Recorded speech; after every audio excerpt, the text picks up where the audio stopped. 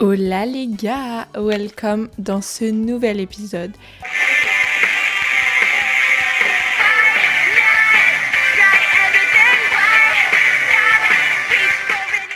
And today we're gonna talk about the Monaco Grand Prix. On va parler du Grand Prix de Monaco qui a eu lieu cette dernière semaine, donc du 5 au 7 juin. Je suis désolée pour les fans de F1 qui ont cliqué sur cette vidéo, mais non, on va pas parler de la course, ni des pilotes, ni de tout ce qui tourne autour des voitures qui roulent vite. Je suis désolée pour vous.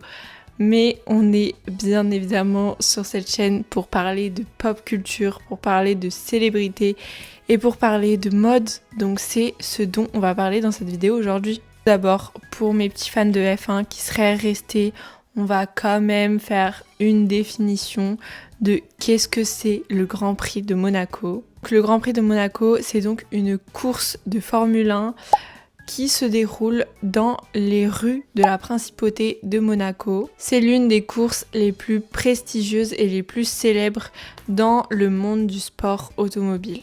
Mais maintenant, parlons de ce qui nous intéresse, parlons des gossips, parlons des célébrités qu'on a pu apercevoir sur le paddock, parlons de la pop culture de cet événement au final, parce qu'on est là pour ça. Hein.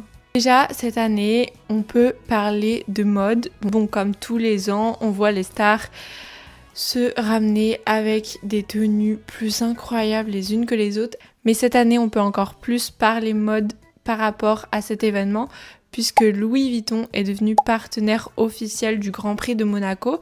Donc, ce Grand Prix a été renommé le Formula One Louis Vuitton Grand Prix.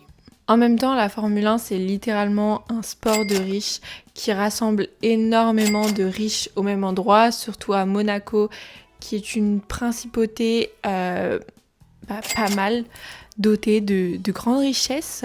Une marque de luxe comme Louis Vuitton a tous les intérêts de s'associer à ce Grand Prix et à cette catégorie de sport, puisque les personnes qui vont consommer de la F1 et surtout les personnes qui vont se rendre à Monaco pour le Grand Prix, c'est totalement la cible de potentiels acheteurs pour Louis Vuitton. Déjà, le truc que tout le monde a remarqué lors de ce Grand Prix, le truc qui a fait énormément de bruit, et limite dans les médias, on parlait plus de ça que de la course en elle-même, et ce n'est autre que la venue de Kim Kardashian pour supporter son boyfriend. On a aperçu Kim Kardashian se balader à Monaco et surtout sur le balcon de Ferrari. Kim Kardashian supporting from the Ferrari gantry, looking on there. Comme vous le savez, Kim Kardashian était là pour supporter son mec Lewis Hamilton, qui est un pilote de chez Ferrari. Kim était donc accompagnée de sa +1 qui n'était autre que sa sœur Khloé Kardashian. Donc on a pu les voir toutes les deux au balcon de Ferrari en train de regarder la course. On a pu les voir se balader un peu dans l'événement et on a pu voir une petite aperçu entre les deux grandes dames de Ferrari au final, c'est-à-dire entre Kim Kardashian et Alexandra Leclerc maintenant. Donc Alexandra qui elle est la femme de Charles Leclerc, l'autre pilote de Ferrari. Donc on a pu apercevoir Alexandra avec le petit chien Léo, qu'on adore aussi, vraiment Léo, cette star de la famille Leclerc au final. Bien évidemment, c'est un grand événement, donc sur Instagram, on a tous les influenceurs du monde entier qui étaient à Monaco. On a pu apercevoir Jack Shane, donc le host du podcast Therapus. On a pu apercevoir Alex Earl avec lui et Stacy Baby, qui est la meilleure amie de Kylie Jenner. Ils étaient tous les trois. On les a vus sur Instagram lors de leur soirée à Monaco. Ils ont même fait un boat day. Et toute cette clique justement de Alex Earl, Stacy Baby, Jack Shane. Vraiment, c'est des gens qui ont l'air tellement fun. On a même pu voir des influenceurs / youtubeurs français, comme par exemple on a vu Mastu, on a pu voir Magla qui était à Monaco aussi.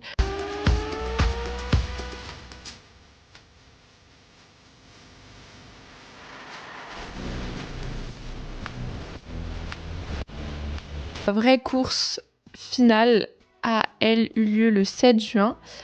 Et tout ça sur le circuit urbain de Monte-Carlo. Je suis désolée, mais moi, à chaque fois qu'on me parle de Monte-Carlo, je pense au film avec Selena Gomez et la meuf de Gossip Girl. À chaque fois qu'on me parle de Monte-Carlo, je pense immédiatement à ce film. Donc tout ça pour dire que la pop culture est folle. Parce que comment ça, juste la venue, la présence de Kim Kardashian à un endroit précis fait qu'on en oublie tellement pourquoi elle est là. Genre vraiment, les médias parlaient que de Kim Kardashian qui était là pour soutenir son mec, mais à aucun moment les médias parlaient de la course. À aucun moment dans ces mêmes médias, on a eu des résultats de qui avait gagné la course, de qui s'était craché contre un mur, de qui avait raté un virage, absolument pas. In People, c'était vraiment Kim Kardashian au balcon pour supporter son mec Lewis Hamilton. Ça fout que juste la venue et la présence de cette grande dame, qu'on adore d'ailleurs, mais puisse totalement évincer le sujet principal, l'événement principal, qui est d'ailleurs un événement tellement prestigieux. Pour vous donner un ordre d'idée, et si vous êtes des girly pop comme moi et que vous suivez pas trop ce sport automobile, le Grand Prix de Monaco, pour les fans de F1, le Grand Prix de Monaco, c'est un peu leur Met Gala à eux. Encore une fois, ça nous montre que n'importe quel événement peut devenir un événement pop culture. On parle quand même d'une course de Formule 1 qui est devenue un défilé pour les stars, qui est devenu le lieu où il faut être ce moment de l'année et surtout qui s'est associé avec une marque de luxe. Donc au final, ça devient un événement mode et pop culture. Même si c'est un très grand événement de sport. Obviously, les grands fans, je vous laisse ça. J'espère que vous aurez aimé ce petit épisode qui est potentiellement très court et I'm so sorry for that. Mais j'avais envie de vous parler de ça, c'était un sujet sympa quoi, c'est dans l'air du temps. Voilà. Sur ce, je vous dis salut et on se voit dans un prochain épisode. Salut!